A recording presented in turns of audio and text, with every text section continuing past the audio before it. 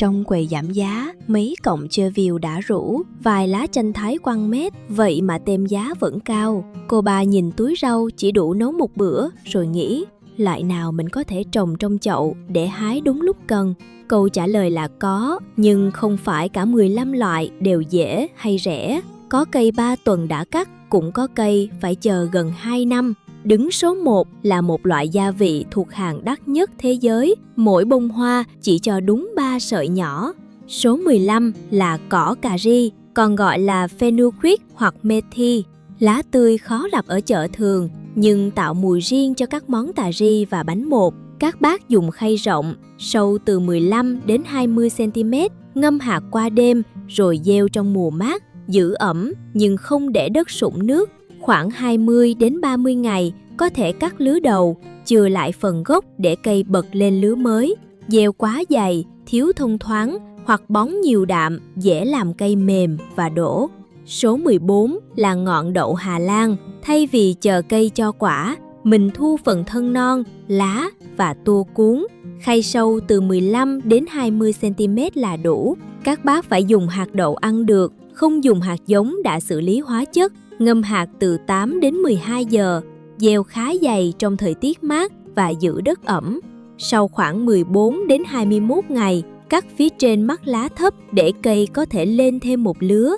Nắng nóng, thiếu nước hoặc gieo kín không có gió, dễ làm ngọn bị dai và phần gốc xuất hiện nấm mốc. Số 13 là ngò gai, tên tiếng Anh là culantro. Loại này có mùi thơm đậm, chịu nóng tốt hơn ngò rí và vẫn giữ được hương vị khi cho vào nước dùng. Chọn chậu sâu từ 25 đến 30 cm, đất có phân hữu cơ đã hoai, đặt tại nơi nhận nắng sáng hoặc bóng sáng. Hạt rất nhỏ nên chỉ ấn nhẹ lên mặt đất. Cây có thể mất 2 đến 3 tuần mới nảy mầm và khoảng 60 đến 80 ngày mới cho thu hoạch ổn định. Giữ đất ẩm vừa phải, không để bão hòa nước. Khi thu hoạch, cắt những lá phía ngoài và chừa lại phần nõn giữa. Số 12 là riềng, tên nước ngoài là galangal. Một khúc riềng đúng giống đôi khi khó mua, trong khi cây trồng chậu có thể cho phần thân rễ thơm để dùng dần trong bếp. Dùng chậu rộng từ 40 đến 60 lít, đất xốp, ẩm nhưng thoát nước. Đặt củ có mắt mầm nằm ngang vào đầu mùa ấm. Cây cần khoảng 10 đến 12 tháng mới có phần củ đủ lớn để thu. Chậu quá nhỏ, đất bí hoặc thường xuyên đào lên kiểm tra sẽ làm thân rễ chậm phát triển và dễ bị thối. Số 11 là cây lá cà ri, đúng giống Murraya carnegie, không phải bột cà ri hay cây cảnh có tên gần giống. Cây nhỏ lâu năm này đáng trồng vì lá vừa hái thơm hơn lá đã bảo quản lâu. Cây cần chậu từ 30 đến 40 lít, nhiều nắng và đất thoát nước nhanh. Các bác nên mua cây giống tại nơi có mùi rõ ràng. Sau khi cây ổn định vài tháng, có thể tỉa từng cành lá vừa đủ dùng. Tưới đẫm rồi chờ mặt đất se khô mới tưới lại. Úng rễ, rét kéo dài và hái trụi cây còn non là 3 lỗi thường gặp nhất. Số 10 là kinh giới ngọt, còn gọi là marjoram. Mùi của nó dịu hơn oregano, hợp với món nướng và nước sốt, nhưng lá tươi lại nhanh héo sau khi mua. Một chậu đất nung từ 8 đến 12 lít, giá thể thoát nước và có nhiều nắng là vừa. Gieo vào mùa khô ấm, khoảng 60 ngày, có thể cắt 1/3 ngọn trước khi hoa nở. Cây không thích đất ướt liên tục, bón quá nhiều phân làm cành vương mềm, hương lá nhạt và bộ rễ dễ hư. Số 9 là chervil, có thể gọi là ngò rí Pháp. Rau có vị nhẹ, thoảng mùi hồi và thường được thêm vào món trứng hoặc nước sốt ngay trước khi ăn thay vì nấu lâu. Dùng chậu rộng, sâu khoảng 20 cm và gieo thẳng vào chậu cuối cùng vì cây không thích bị động rễ. Chervil cần thời tiết mát, nắng nhẹ và đất có độ ẩm giống như một chiếc khăn đã vắt nước. Ở Việt Nam, cây hợp với mùa đông miền Bắc hoặc vùng cao. Sau khoảng 45 đến 60 ngày, có thể cắt những lá phía ngoài. Nắng nóng, đất bị khô hoặc chuyển chậu dễ làm cây ra hoa sớm.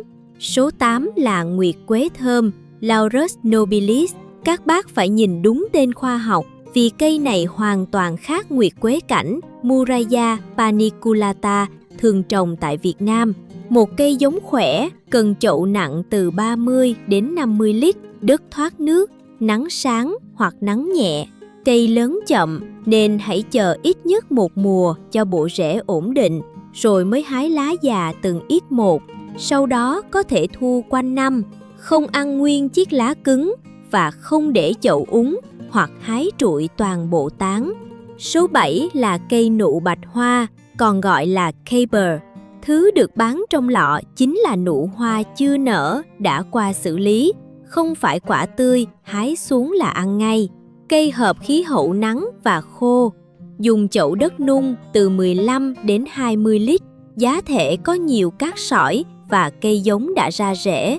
Caper cần thời gian ổn định, có khi phải sang mùa thứ 2 mới cho lượng nụ đáng thu hoạch. Sai lầm lớn nhất là tưới cây giống như rau ăn lá. Nụ tươi rất đắng, phải được muối hoặc ngâm chua theo quy trình an toàn rồi mới sử dụng. Số 6 là chanh Thái Macrut, loại có lá kép thơm, thường dùng trong các món Thái. Cần mua đúng giống từ vườn ươm uy tín, không lấy một cây chanh bất kỳ rồi mong lá có cùng mùi. Cây cần chậu từ 30 đến 50 lít, đất dành cho cây có muối, đủ nắng và thoát nước. Khi cây ổn định, khoảng 6 đến 12 tháng, các bác có thể tỉa lá già từng ít một, tưới sâu rồi chờ mặt đất khô nhẹ mới tưới lại. Chậu đọng nước và hái hết lá non sẽ làm cây suy yếu. Số 5 là cải rapini, còn gọi là broccoli rap. Cây cho lá, thân non và những chùm nụ có vị hơi đắng, thường khó giữ được độ tươi lâu ngoài quầy hàng. Dùng thùng rộng từ 20 đến 25 lít, gieo trực tiếp trong vụ mát, rồi tỉa bớt cây cho thông thoáng. Khoảng 40 đến 60 ngày, thu hoạch khi chùm nụ đã hình thành, nhưng hoa vàng chưa nở. Rapini không hợp với thời tiết giữa mùa hè nóng. Thiếu nước làm thân bị dai, còn bón đạm quá tay khiến cây nhiều lá nhưng chậm ra nụ. Số 4 không phải rau mà là nấm sò và nấm hậu thủ. Tự trồng giúp mình thu đúng lúc nấm vừa đủ tuổi, nhưng vệ sinh phải được đặt trước chuyện tiết kiệm. Người mới nên mua phôi sạch hoặc bộ trồng đã phủ kín tơ từ cơ sở đáng tin cậy. Sau đó chăm theo đúng nhiệt độ của từng loại nấm, giữ độ ẩm không khí, bảo đảm thông gió và tránh ánh nắng trực tiếp. Một bộ phôi khỏe có thể cho nấm sau khoảng 1 đến 3 tuần. Không dùng nguyên liệu đã mốc, không phun nước làm phôi sũng và phải bỏ phần xuất hiện màu sắc hoặc mùi bất thường. Số 3 là gừng Nhật Miyoga. Phần được dùng chủ yếu là nụ hoa non mọc sát mặt đất, không phải đào thân rễ như gừng thông thường.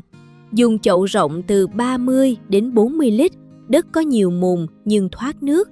Đặt tại nơi râm mát và trồng thân rễ vào đầu mùa sinh trưởng. Cây thường cần 1 đến 2 năm mới cho phụ nụ đáng kể. Thu vào cuối hè hoặc đầu thu trước khi hoa nở. Nắng trực tiếp, đất quá khô hoặc úng nước đều khiến cây khó cho nụ.